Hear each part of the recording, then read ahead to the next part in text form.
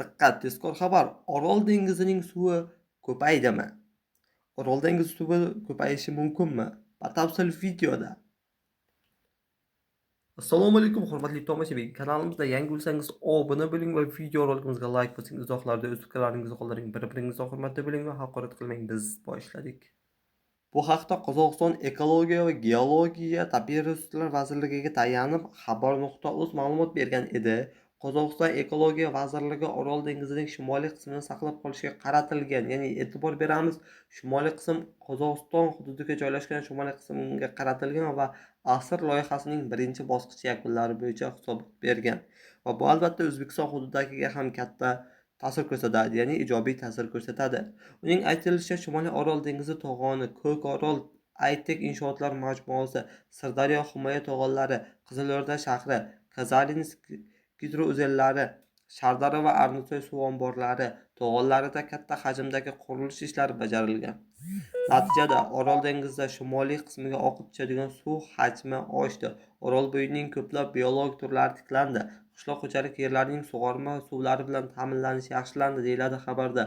Sirdaryo o'zaning suv o'tkazuvchanligi 350 dan 700 metr kub metrgacha oshgan. Orol dengizining shimoliy qismida geografik iqlim hosil qiluvchi obyekt sifatida saqlab qolinishga erishilgan. Sug'orish tizimlari va ko'llarni suv bilan ta'minlash ko'paygan. Orolbo'yining Qozog'iston qismida bioxilma-xillik tiklanganligi aytilmoqda. Mahalliy baliq turlari rivojlanishi va oz yo'rtma baliq turlarining ko'payishi uchun qulay sharoitlar yaratilgan.